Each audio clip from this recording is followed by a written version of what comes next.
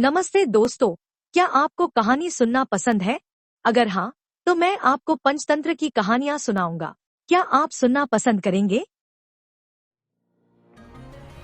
आज मैं आपको बूढ़े गिद्ध की कहानी सुनाता हूँ। एक घने जंगल में एक विशालकाय वृक्ष था, जो अपनी ऊंचाई और फैलाव के कारण दूर से ही दिखता था। इस वृक्ष पर अनेक पक्षियों ने अपने घोंसले बना रखे थे। ये घोंसले इन पक्षियों के छोटे छोटे बच्चों का आश्रय स्थल थे। उस पेड़ की छाया और सुरक्षित वातावरण के कारण ये पक्षी अपने बच्चों के साथ आराम से जीवन व्यतीत कर रहे थे। हालांकि पेड़ का तना अंदर से खोखला था, जिसमें एक दिन एक बूढ़ा, अंधा और कमजोर गिद्ध आकर बैठ गया। गिद्ध के आगमन से पक्षियों में खलबली मच गई। उन्हें अपने बच्चों की सुरक्षा की चिंता सताने लगी। वे डर गए कि कहीं ये गिद्ध उनके बच्चों को न खा जाए। सभी पक्षियों ने मिलकर इस समस्या का समाधान निकालने का विचार किया। जब पक्षियों ने गिद्ध को ध्यान से देखा, तो पाया कि वह बूढ़ा और अंधा है। गिद्ध ने पक्षियों से विनम्रता से कहा, प्यारे पक्षियों, मुझसे डरने की कोई आवश्यकता नहीं है। मैं बूढ़ा हूँ, देख नहीं सकता और किसी को नुकसान भी नहीं पहुँचा सकता। बस मुझे इस वृक्ष के तने में रहने की अनुमति दे दो। मैं तुम्हारे बच्चों को कोई हानि नहीं पहुँचाऊंगा। पक्षियों ने सोचा कि वे दिन भर भोजन की तलाश में बाहर रहते हैं और उनके घोंसले खाली रहते हैं। इसलिए उन्होंने आपस में एक समझौता किया। पक्षियों ने गिद्ध से कहा, अगर तुम हमारे बच्चों की सुरक्षा का जिम्मा लो, तो हम रोजाना तुम्हें अपने खाने में से कुछ हिस्सा दे देंगे। गिद्ध ने इस प्रस्ताव को सहर्ष स्वीकार कर लिया। इस प्रकार गिद्ध ने वृक्ष के तने में अपनी जगह बना ली और पक्षियों के बच्चों की देखभाल करने का वादा किया। कुछ दिनों बाद एक चालाक बिल्ली उस वृक्ष के पास आई। उसने देखा कि इस वृक्ष पर कई घोंसले हैं और उनमें छोटे छोटे पक्षी हैं। उसने मन ही मन सोचा कि वह इन नन्हे पक्षियों को अपना शिकार बनाएगी। लेकिन जैसे ही वह पेड़ के पास पहुंची, उसने गिद्ध को वहां बैठे देखा। गिद्ध को बिल्ली का वहां होने का एहसास हो गया और उसने गर्जना की, तू कौन है और यहाँ क्या कर रही है?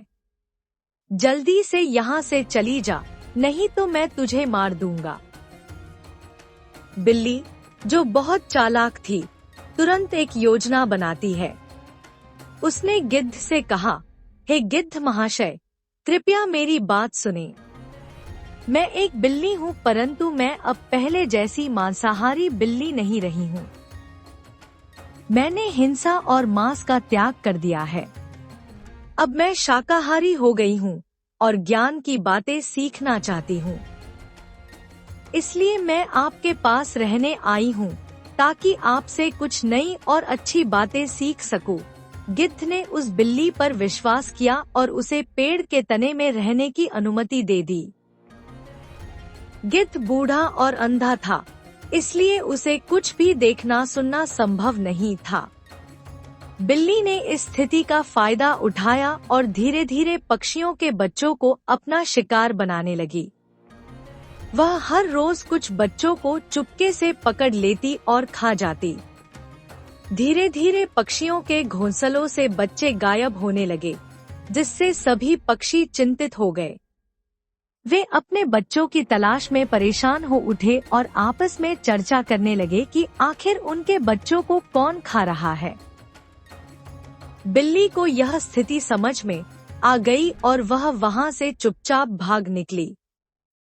पक्षियों ने बच्चों की तलाश करते करते पेड़ के तने के पास देखा तो उन्हें वहां हड्डियों का ढेर दिखाई दिया।